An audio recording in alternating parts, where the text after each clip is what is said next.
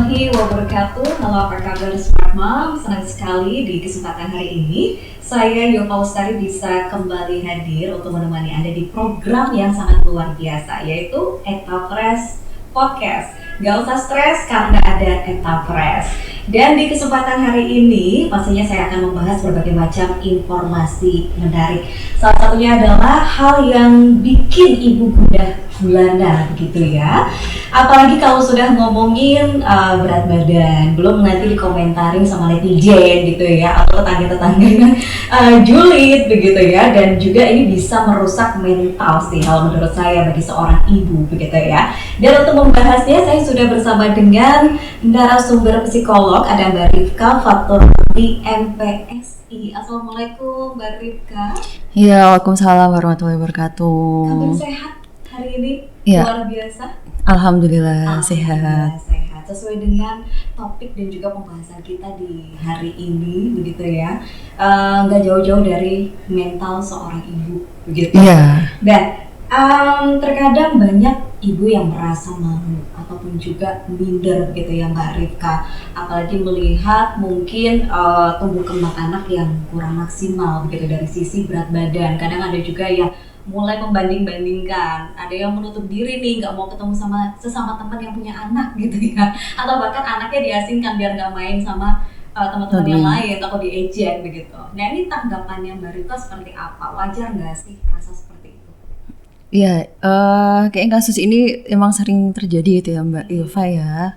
Berat badan anak kok nggak naik-naik gitu ya, terus sering dijulitin sama tetangga gitu ya Mbak ya. Dibully gitu ya Mbak ya. Iya, jadi wajar nggak sih ketika ibu tuh merasa bersalah gitu ya, ketika kok berat badan anaknya tuh nggak naik-naik gitu ya. Kalau menurut psikologis ya sebenarnya itu wajar sekali gitu ya Mbak Yova ya, karena ya pastinya seorang ibu sebagai pengasuh kita kan pasti mengharapkan hal yang terbaik untuk anak gitu ya. Itu maka ya wajar banget ketika ibu tuh merasa bersalah seperti itu.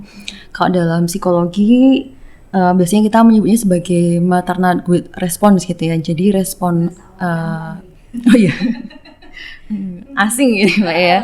Iya, jadi maternal guilt response ini adalah respon alami ketika ibu itu merasa bersalah karena merasa sangat bertanggung jawab gitu ya terkait dengan tumbuh kembang anak itu.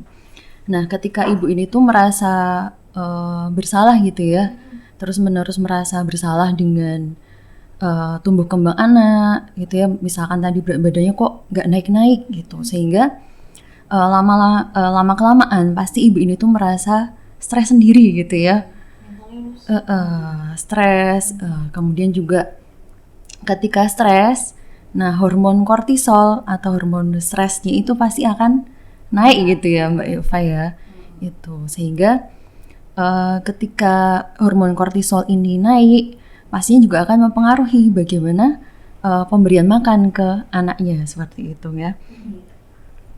Jadi ketika ibunya stres, hormon kortisol naik, kemudian juga akhirnya itu akan mempengaruhi anak, khususnya terutama pada sistem imunitasnya, kemudian juga pada hormon lapar anak seperti itu.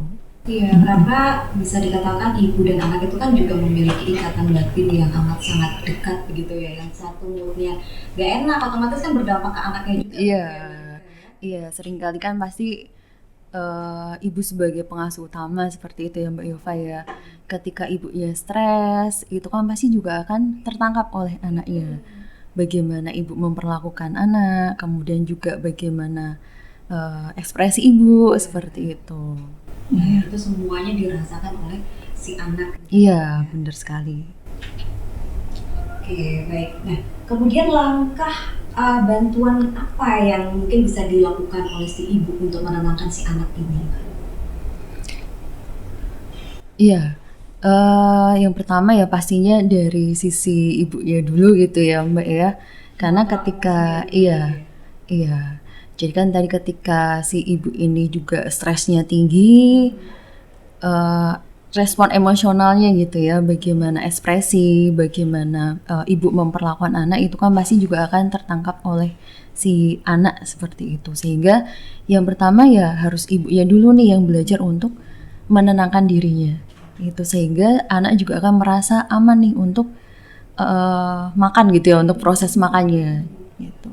Oke, apalagi kalau misalkan udah lagi banyak kerjaan, sibuk begitu ya Mbak Rifka, lagi masak aja udah bawaannya emosi, apalagi mau nyuapin anak. Iya.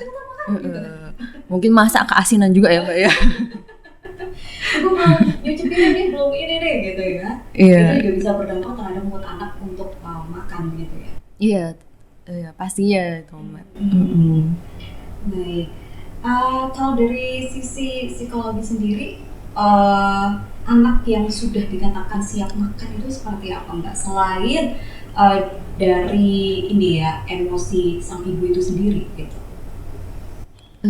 Jadi ketika anak sudah siap makan seperti itu ya Mbak ya, itu ketika ya anak pun juga sudah merasa lebih tenang seperti itu ya. Itu kemudian juga ketika anak tuh sudah merasa tenang sehingga kan juga ketika ibu tuh juga akan memberikan makan itu kan juga lebih nyaman seperti itu ya. Jadi anak tuh juga bisa makan dengan lahap seperti itu. Oke, baik. Tadi kan disampaikan di awal bahwa rasa bersalah itu adalah hal yang wajar gitu ya untuk dialami seorang ibu. Tapi secara psikologi apa sih perbedaan antara rasa bersalah yang sehat dengan rasa bersalah yang mungkin ini kayaknya nggak perlu dilakukan deh gitu. Apalagi kan terhadap anak sendiri gitu. Jadi kebanyakan ibu kan pasti pengennya kita tuh sempurna gitu ya Mbak Eva ya. Pengennya semua itu menghandle semuanya seperti itu. Padahal ya ibu yang sempurna tuh nggak ada sebenarnya. Yang ada kan ya ibu yang sudah ya dia sudah melakukan yang terbaik yang secukupnya ketika mengasuh anak seperti itu.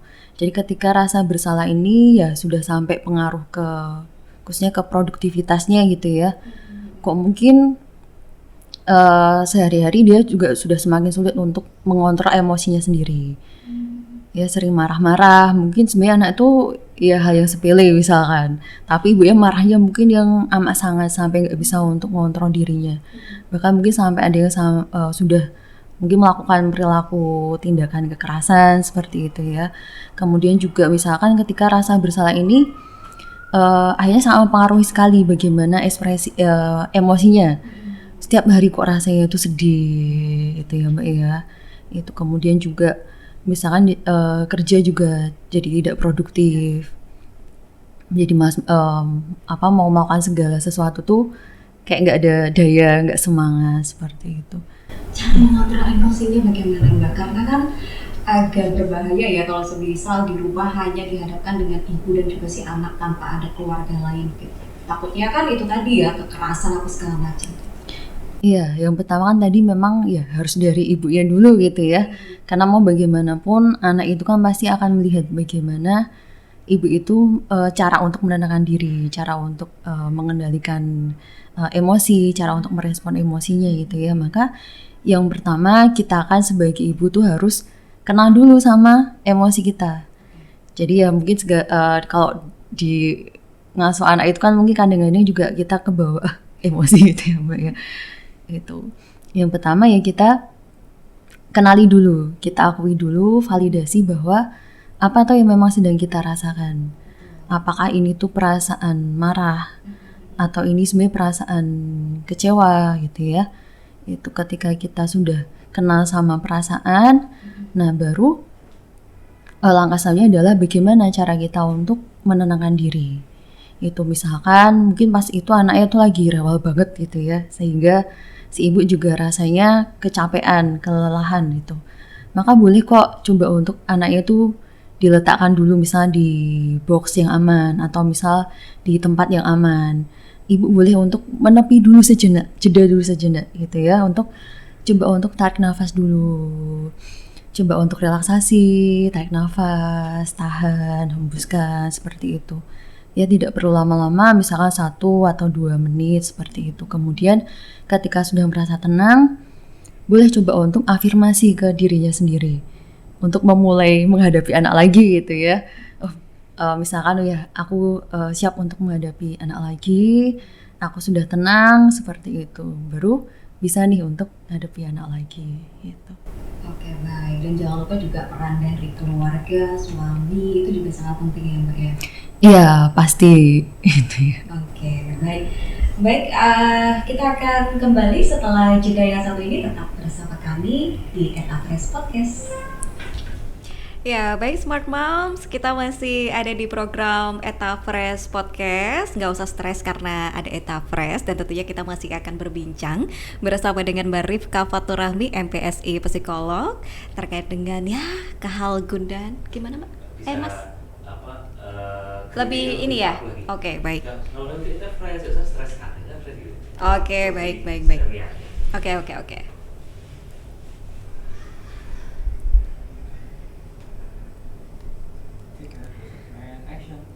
Ya, baik Smart Moms, kita masih ada di program Etafresh Podcast. Nggak usah stres karena memang ada Etafresh.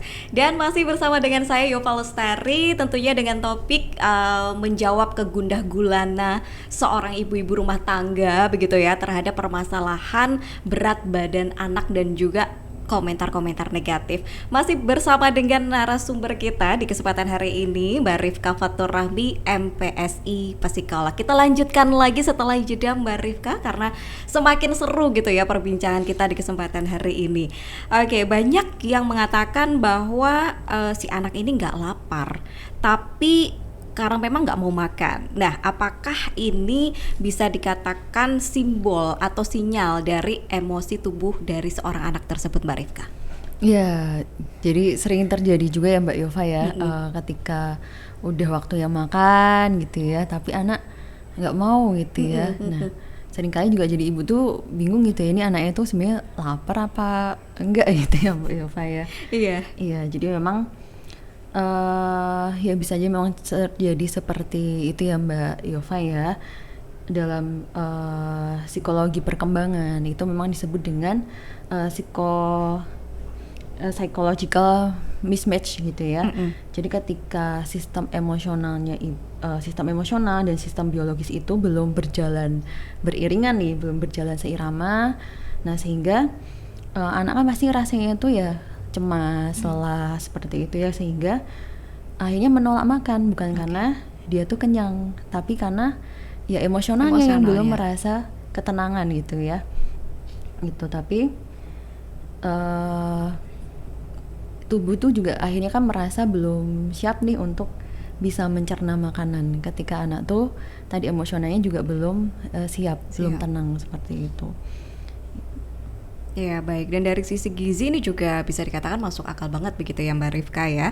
Apalagi ketika tubuh si anak kelelahan, habis beraktivitas, habis main, pulang sekolah begitu ya. Ini kan juga bisa memicu stres ringan terhadap si anak tersebut. Belum lagi metabolisme karbohidrat ini juga bisa terganggu sehingga energinya bisa cepat habis begitu ya Mbak Rifka ya.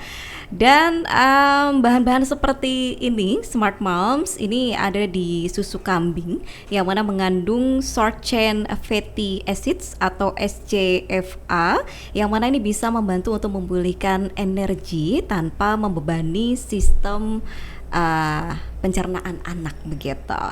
Nah, kemudian bagaimana sih cara membantu anak supaya tubuhnya ini merasa aman dulu di saat dia mau makan begitu Mbak Rifka? Iya, jadi kuncinya adalah connection gitu ya, before correction gitu ya. Jadi harus connect dulu nih sebelum dikoreksi gitu ya. Ya, jadi kita membangun emosional dulu dengan anak sebelum kita tuh memberikan makan untuk anak, seperti itu. Misalkan ya kita beri kebutuhan emosional anak gitu ya, dengan pelukan, kemudian juga misal dengan kita tatapan mata gitu ya, gitu. Kemudian misal senyum itu juga sudah termasuk memberi kebutuhan emosional anak gitu ya, biar anaknya tenang begitu ya Mbak Rifka ya. Kemudian juga misal sering kita ajak obrolan ringan seperti itu untuk memenuhi kebutuhan emosional anak gitu. Jadi untuk membangun koneksinya dulu gitu. Baik, nah kalau si anak udah tenang begitu ya, ini otomatis bahan seperti meniran ini bisa memperkuat sistem imun yang alami begitu ya Mbak Rifka. Yeah. Nah, kandungan flavonoid dan juga imunomodulator ini juga dirasa sangat berperan sebagai adaptogen yang ringan yang mana bisa membantu tubuh anak lebih stabil terhadap stres, baik itu stres emosional maupun juga metabolik. Kadang untuk anak yang sudah tenang tapi masih tetap susah makan nih Mbak Rifka, apa mungkin tubuhnya masih beradaptasi begitu atau seperti apa?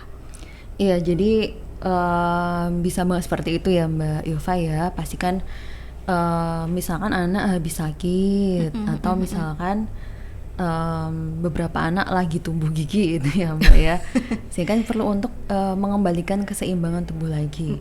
Sudah tenang tapi mungkin anak kan baru adaptasi tadi, baru sakit, habis sakit, kemudian juga baru tumbuh gigi seperti itu, sehingga ketika terjadi seperti itu gitu ya,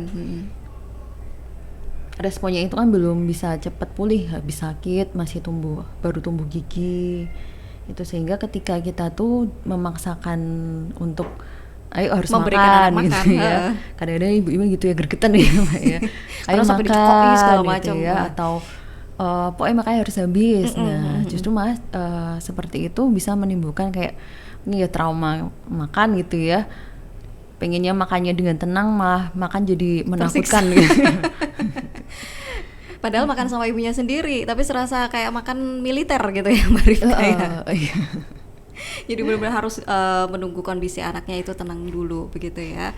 Oke, dan makanya memang di fase adaptasi ini Smart Moms, dukungan lembut itu bisa dikatakan sangat penting ya, terutama untuk kombinasi temulawak dan juga susu kambing, yang mana ini bisa membantu untuk memperlancar sistem cerna, karena memang kurkumin ini bisa membantu aliran empedu, sementara SCFA dari susu kambing itu sendiri ini bisa menjaga mikrobiota usus agar tetap aktif. Nah, jadi kalau anak sudah tenang, kemudian sinyal lapar ini apakah memang secara alami bisa muncul, Mbak Rifka? Iya, bener Mbak Ilva ya. Jadi ketika si anak tuh sudah tenang, apakah sinyal lapar tuh bisa muncul secara alami? Ya bisa banget gitu ya Mbak ya. Jadi secara kita tuh ketika dalam kondisi rileks, nah hipotalamus di dalam otak itu akan memproduksi neuropeptide gitu ya, atau NPY gitu. Nah, hormon inilah yang memicu rasa lapar alami gitu. Nah, kemudian juga ketika serotonin gitu ya, serotonin ini adalah hormon terkait dengan suasana perasaan. Ketika serotonin juga stabil, ini akan membuat perasaan anak tuh lebih tenang gitu.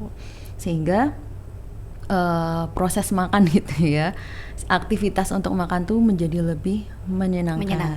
Itu sebabnya kenapa kok makan tuh ya tidak dengan paksaan gitu ya, tapi ketika suasana makan tuh tenang seperti itu, justru malah akan meningkatkan nafsu makan anak gitu. Oke, baik Mbak, mungkin kalau dari sisi psikologis sekarang itu kan kebanyakan orang tua itu sering memberikan gadget di saat anak makan. Nah, ini seperti apa Mbak? Iya, sekarang ini ya Mbak ya, sering ya Mbak ya kalau kita tuh lihat di tempat makan itu ya, atau mungkin ya kita ngamati sendiri di lingkungan rumah. Mungkin kita sendiri yang dewasa juga gitu loh, mau makan sambil lihat YouTube mungkin dulu. Kita perlu mengakui bahwa ya kadang-kadang kita juga seperti itu sih. Iya itu. Gadget tuh kayak jadi kunci gitu ya, supaya anak mau makan gitu. Ya, kayaknya memang ketika anak tuh nonton gadget, makanya jadi banyak kok gitu ya. Nah, tapi justru sebenarnya itu juga kurang bagus gitu ya. Ketika aktivitas makan si anak melihat gadget, ya memang dia makannya mungkin akan banyak gitu ya. Karena nonton itu kan pasti menyenangkan untuk anak. Itu. Sehingga dia makannya banyak, tapi dia nggak sadar dengan proses makannya, nggak benar-benar menyadari ini yang aku makan apa, teksturnya bagaimana gitu ya. Padahal untuk makan sebenarnya kita kan butuh kondisi yang mindful atau yang benar-benar fokus nih. Aktivitas apa tuh yang memang sedang dikerjakan, apa yang aku makan, teksturnya bagaimana, seperti itu. Nah, ketika anak nonton gadget, nah proses mindful itu kan tidak terjadi pada anak. Ya udah, yang penting makan kenyang gitu ya. tugas ibu selesai. Tapi sebenarnya untuk jangka panjang pun itu akan kurang bagus. Ketika anak tidak benar-benar menyadari proses makannya, ya dia yang penting ya udah aku makan kenyang gitu ya. Mungkin ketika besok dia sudah gede gitu ya. Itu sehingga rasa kenyang itu bisa jadi nggak akan dirasakan gitu Mbak. Karena maka fokusnya kenapa, kan beda ya. Iya, maka kenapa mohon maaf misal kasus yang obesitas gitu betul. ya. Itu. Baik. Dan kalau kita bisa merujuk lagi ke permasalahan nutrisi alami, memang ini nutrisinya bekerja paling optimal karena memang kurkumin dari temulawak ini bisa membantu cerna. Selain itu flavonoid dari ameniran ini juga bisa membantu adaptasi, dan juga omega 3 dari ikan sidat ini bisa membantu regulasi saraf otak anak. Oke. Baik Mbak Rifka, kita rehat sejenak. Smart Moms tetap bersama kami di Eta Fresh Podcast. Kita akan kembali di segmen berikutnya. Oke Smart Moms, kita balik lagi di Eta Fresh Podcast dan tentunya masih bersama dengan saya Yova Lestari dan juga narasumber yang luar biasa dan Mbak Rifka. Sebelum kita melanjutkan lagi dengan pertanyaan, sudah ada beberapa followers Eta Fresh yang sudah masuk yang akan memberikan beberapa pertanyaan begitu ya untuk Mbak Rifka. Salah satunya ini ada Mbak Linda dari Surabaya. Katanya anaknya lagi GTM banget nih Mbak Rifka. Gimana sih cara pendekatan psikologis untuk seorang ibu begitu? Ya, jadi sering ini masalah yang sering terjadi gitu ya Mbak Yova ya. GTM, gerakan tutup mulut apa tutup gerakan mulut anak mau makan terus gitu. Iya, jadi memang sering terjadi ya GTM ya, gerakan tutup mulut, dan emang bikin stres banget untuk ibu-ibu gitu ya, sampai bingung harus ngapain ini. Udah ganti olahan makanan Iya, tapi tetap aja gitu. Bener sekali itu Mbak. Iya, jadi memang ketika anak tuh GTM, ya yang pertama ya mungkin kita yang perlu tenang dulu gitu ya. Kalau kita panik, anak tambah panik juga, tambah nggak mau makan. Betul. Ya. Iya, jadi yang pertama ya memang kita kondisikan diri kita sendiri dulu untuk lebih tenang seperti itu. Kemudian juga mungkin seringkali ibu itu kan merasa pokoknya harus sempurna, pokoknya anak itu harus makan apa yang sudah disediakan gitu ya. Itu. Kemudian juga misalkan ketika anak susah makan, nah bisa dengan kita mungkin variasikan gitu ya makanannya. Kemudian juga misalkan dengan seringkali kita bentuk yang lucu-lucu gitu ya, kalau dari pengalaman pribadi gitu ya Mbak ya. Gitu, sehingga anak juga akhirnya proses makan tuh jadi proses yang menyenangkan, makanan yang lucu-lucu gitu ya. Seperti itu sih. Oke, baik. Jadi memang jadi seorang ibu harus benar-benar dituntut kreatif ya, Mbak Rifka. Jadi kalau plan A gagal, cari plan B, cari plan C gitu ya. Iya. Kalau gimana caranya anaknya makan gitu ya. Biasanya dari pengalaman itu kan memang harus pintar-pintar juga gitu ya, belajar gitu untuk gimana supaya anak tuh ya mau tetap makan gitu. Yang penting ya sebenarnya kita sendiri dulu yang harus tenang seperti itu ya. Dan memang ketika mungkin ya terkadang nggak selalu berhasil gitu ya sekali nggak berhasil bukan berarti gagal. Tapi memang harus ada cara yang lain yang perlu untuk dicoba lagi. Oke, baik. Mungkin selain olahan makanan, cara memberikan makanannya mungkin mungkin yang biasanya pakai sendok bisa mencoba menggunakan tangan ini langsung gitu ya. Di TikTok gitu ya Mbak ya. Ada yang pakai mainan. Jadi memang benar-benar harus kreatif begitu ya seorang ibu ya Mbak Rifka. Iya. Gitu. Baik, terima kasih untuk Mbak Linda yang ada di Surabaya. Kemudian ini juga ini keluh kesah banget ini dari Mbak Citra di Purworejo. Katanya gimana sih untuk ngelibatin suami nih untuk menciptakan suasana makanan yang positif untuk anak begitu? Iya, jadi seringkali masih banyak ini ya Mbak Yova ya yang pokoknya tuh ya tugas pengasuhan tuh tugasnya ibu gitu ya. Istri gitu ya. Istri. Sehingga laki-laki kan juga suami itu mau terlibat juga mungkin jadi bingung gitu ya, harus gimana. Yang pertama ya kita perlu memberikan kepercayaan dulu pada suami kita Kalau laki-laki pun juga sebenarnya bisa untuk mengasuh anak. Betul. Seperti itu. Kemudian juga dengan kita tuh mengajak keterlibatan aktif pasangan, dia tuh juga akan menyadari bahwa perannya tuh juga dibutuhin loh di keluarga dalam mengasuh anak seperti itu. Itu. Oke, baik. Nah, nanti kita akan bacakan lagi untuk followersnya dari Eta Fresh begitu ya, Mbak Rifka, yang sudah masuk ini cukup banyak juga begitu ya. Ini ada beberapa pertanyaan juga yang akan saya bacakan. Biasanya kan seorang anak itu mau makan hanya karena pujian atau reward begitu, Mbak Rifka. Ini pengaruh ke psikologisnya anak seperti apa? Apakah nanti akan menjadi kebiasaan atau bagaimana?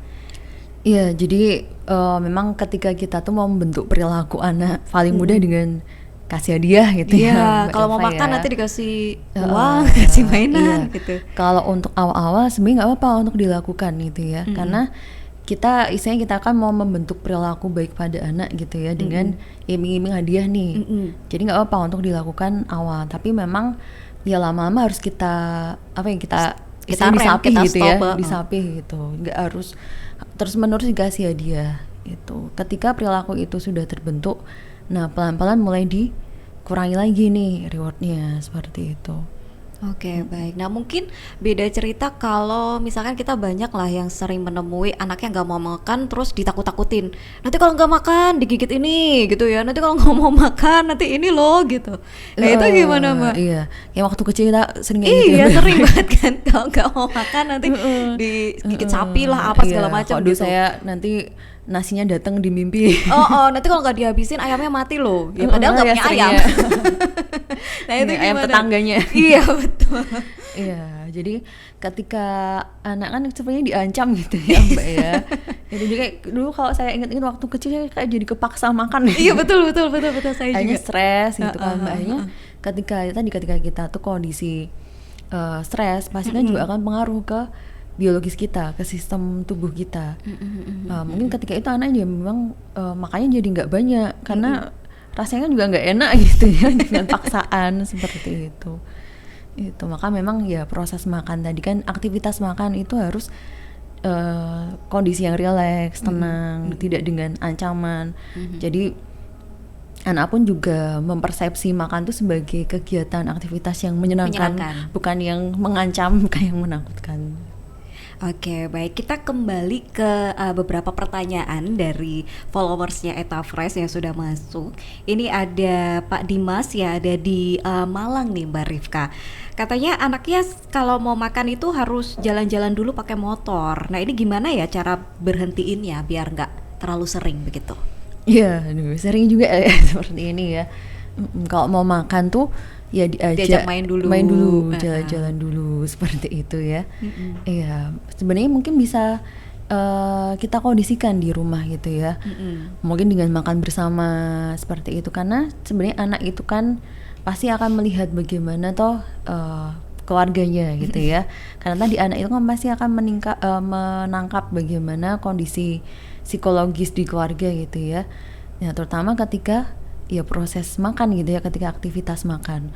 Mungkin dengan membiasakan untuk makan bersama, kita mungkin makannya harus dilebay-lebaykan gitu ya, kayak gitu ya. oh enak banget gitu ya, mungkin dengan ekspresi yang lebih gitu ya Mbak Ilva ya.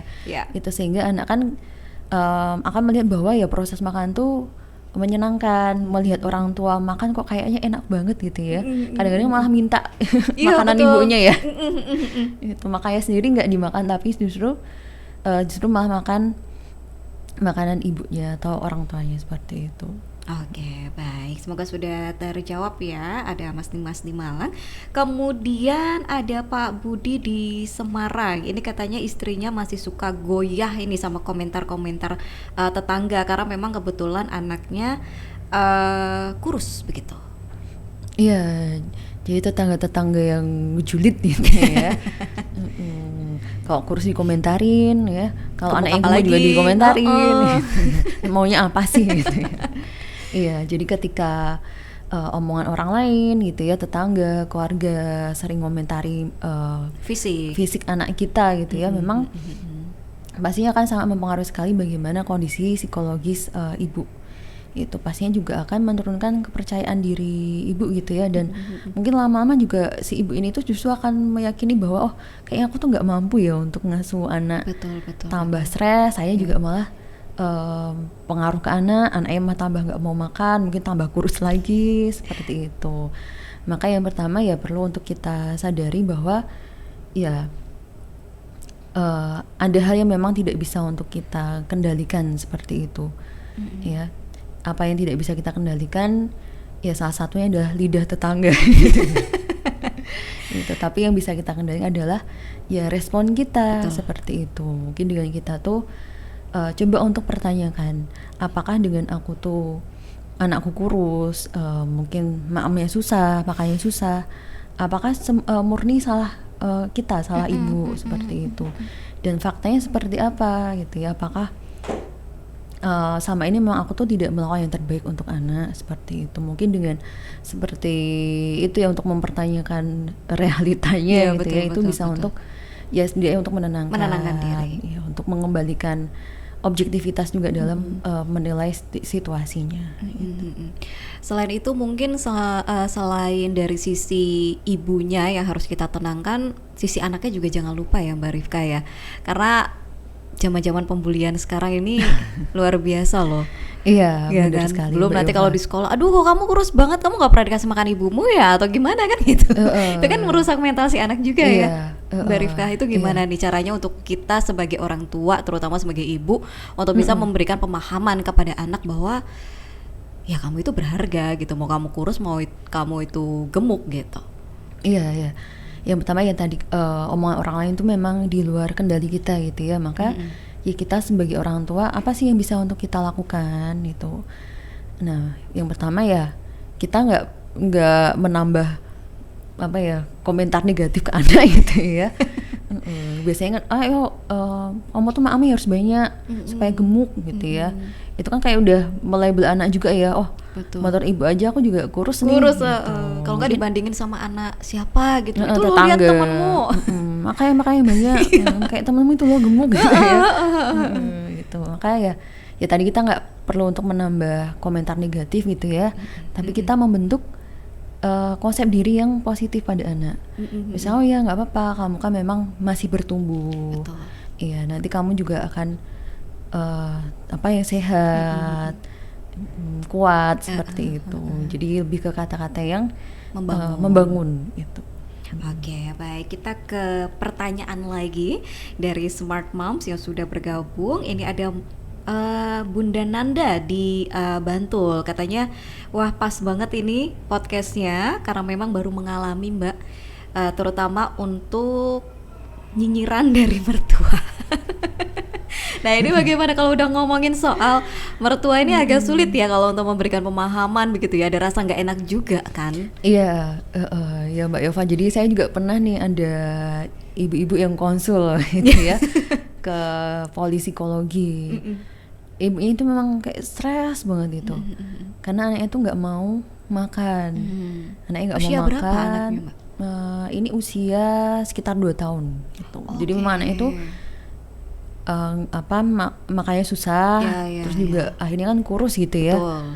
Ya tinggal sama mertua. Tinggal sama mertua. Stresnya gitu berlebih. Nah, sama mertuanya, ayo Bu, anaknya tuh dikasih makan. Ya. Anaknya kok kurus banget gitu ya. Kalau tetangga kan masih bisa untuk kita kendalikan mungkin ya, karena mungkin jarang ketemu. Tapi kalau mertua yang harus setiap hari dihadapi, gitu ya. Itu maka mungkin ya kita sebagai ibu juga perlu untuk melatih komunikasi asertif. Nah, komunikasi asertif ini yang seperti apa? Jadi ya kita sampaikan bagaimana tuh perasaan kita.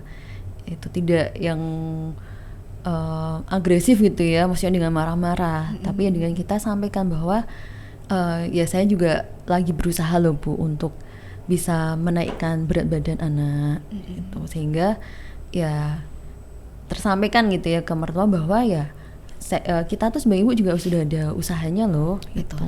Dan ketika ibu tuh bisa mengkomunikasikan dengan asertif, itu bisa untuk mengurangi stres untuk mengasuhnya gitu. Oke, baik. Jadi memang harus diajak diskusi baik-baik dan jangan lupa juga libatkan suami untuk hal ini ya. Iya, pastinya gitu ya. Mungkin untuk ibu-ibu jangan menghadapi sendiri, ya. Libatkan pasangan juga. Libatkan anaknya secara langsung gitu ya, si ayahnya itu begitu ya, untuk bisa memberikan penjelasan kepada si mertuanya begitu Iya, ya. benar sekali. Jadi nggak dihadapin sendiri begitu. Oke, kemudian ini ada Mbak Restu ya, ada di Jambi. Mbak, saya tuh tipikal orang yang perfeksionis begitu ya, tapi terkadang kalau untuk mengurus anak ini jadi suka overthinking, apalagi anaknya ngeyel, susah makan juga. Nah, ini gimana?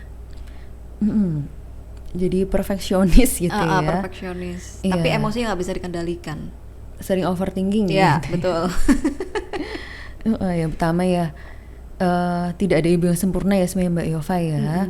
Mungkin ya kita pun juga perlu untuk menurunkan ekspektasi kita. Pesan yang pertama itu ya. Jadi memang kita perlu untuk menurunkan ekspektasi kita. Menjadi orang tua yang secukupnya tuh sudah amat sangat baik gitu ya. Karena memang tidak semua tuh bisa untuk kita kendalikan. Nggak apa-apa loh rumah sekali itu berantakan gitu ya. Nggak apa-apa loh sesekali mungkin kita udah ngatur rutinitas untuk anak tapi ada hari berantakan. Itu kan nggak apa-apa banget gitu ya. Dan nggak apa-apa misalnya sekali mungkin anak tuh makan mie gitu ya. Kadang-kadang kan ibu tuh nggak boleh makan mie Ya, gitu betul. ya, seperti itu. Kemudian juga ketika kita overthinking ya pertama juga tadi kita perlu untuk sadar dulu ini sumber overthinkingnya dari mana nih, sumber stresnya. Apakah misal tadi karena omongan tetangga atau misal karena mungkin kurang dukungan dari pasangan seperti itu. Nah kemudian baru tadi kita akui dulu apa tuh yang memang sebenarnya yang kita rasakan. Oh ya aku tuh memang lagi capek, lagi cemas, lagi kecewa mungkin dengan pasangan. Nah kemudian dengan kita coba untuk ngubah pemikiran negatif kita. Misalnya ada pemikiran kayaknya aku tuh kurang layak deh jadi ibu, kayaknya aku tuh nggak mampu deh untuk mengasuh dengan baik itu. Nah, dengan tadi misalnya dengan kita tuh berusaha untuk mempertanyakan faktanya, emang bener bahwa aku tuh bukan ibu yang sempurna seperti itu. Itu kemudian juga yang terakhir ya berbelas kasihlah pada diri sendiri gitu ya. Ya mungkin bisa dengan kita memeluk diri sendiri itu, atau mungkin ya dengan kita sekedar kita memegang dada kita, ya ucapkan kata-kata baik juga untuk diri kita sendiri. Oh ya aku tuh sudah berusaha yang terbaik kok untuk anak. Aku sudah cukup mampu untuk mengasuh anak seperti itu. Baik. Mungkin keterbatasan pengetahuan juga dari seorang ibu begitu ya Mbak Rifka, yang terkadang membuat kita juga semakin bingung dalam mengurus tumbuh kembang anak begitu ya. Dengan zamannya media digital saat ini tidak menutup kemungkinan untuk mereka bisa mengakses media-media parenting yang ada di YouTube, ada di Instagram, ataupun juga yang ada di Google begitu. Itu bisa menjadi salah satu solusi nggak bagi seorang ibu untuk bisa mencari beberapa informasi lah terkait dengan psikologis gitu? Iya, bisa banget Mbak Yova ya. Karena ya sekarang teknologinya sudah semakin berkembang gitu ya. Karena dengan kita tuh sebenarnya kita banyak tahu, banyak ilmu, kita banyak paham, itu juga akan membantu kita untuk ya meredakan stres gitu ya. Kita kan jadi tahu gitu ya apa yang perlu untuk dilakukan toh ketika mungkin kita lagi menghadapi kesulitan dalam mengasuh anak, atau mungkin ya justru dari diri kita sendiri mungkin lagi ya stresnya tinggi, apa tuh yang memang perlu untuk kita lakukan seperti itu. Tapi yang utama adalah pastikan dari sumber yang terpercaya gitu ya, karena sekarang semua orang bisa ngomong ya Mbak Yova ya. Kadang-kadang juga komentar-komentar mungkin komentar ya negatif. Atau seringkali juga niatnya tuh baik gitu ya untuk menambah ilmu, tapi terkadang malah nambah kecemasan. Maka ya sebenarnya itu memang diperlukan, tapi kita sendiri yang bisa untuk memfilternya. Informasi apa tuh yang aku butuhkan, dan informasi apa yang ini tuh bikin gak nyaman. Boleh kok kita tuh unfollow akun yang mungkin ini ya, atau orang-orang yang yang bikin kita tambah stres gitu ya. boleh kok di unfollow sementara atau dibisukan sementara. Oke, baik. Nah, kalau semisal nih sudah seorang ibu nih sudah terlanjur burnout gitu ya, Mbak. Gimana? Apakah itu bisa dipulihkan atau dengan cara-cara apa sih yang bisa membuat mereka itu akhirnya bisa melepaskan semua emosional, stres dan lain sebagainya? Iya, burnout pengasuhan gitu ya. Iya. Ya ini juga memang sering terjadi ya Mbak Yova ya. Nah seringkali burnout itu terjadi ketika kurang me time gitu ya. Bener ya Mbak Yova bener ya? juga, Kurang bener. me time gitu ya. 24 jam ngurus keluarga begitu ya, tanpa ada space untuk diri sendiri. Iya, seringkali kan kalau perempuan sudah menikah, waktunya tuh ya tersita ya pokoknya untuk prioritas tuh untuk anak nih, untuk suami, untuk keluarga gitu ya, sampai seringkali kan terlupakan waktu untuk dirinya Diri sendiri, sendiri, betul. seperti itu.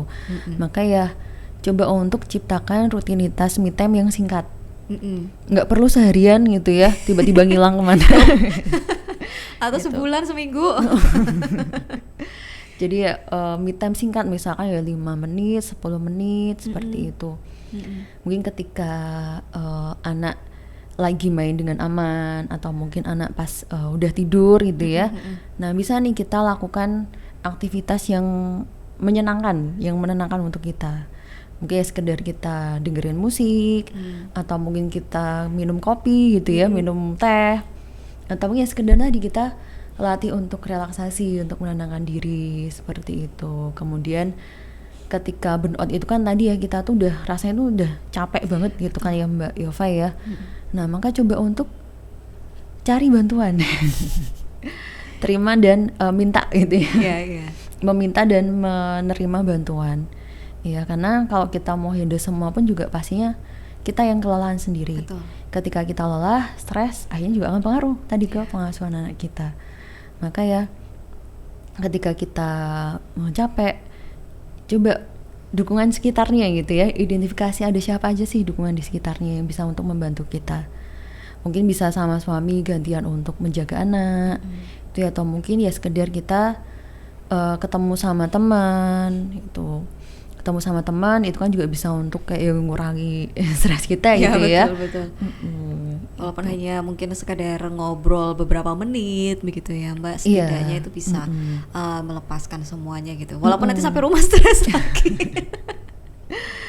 Hal-hal yang nggak bisa dihindari sih memang seperti itu. Iya, ya mungkin ya memang harus pintar-pintar gitu ya sebagai ibu ya Mbak ya, tadi menciptakan rutinitas me time, kemudian juga ya kita identifikasi dukungan di sekitar kita itu ada siapa aja yang bisa untuk membantu kita.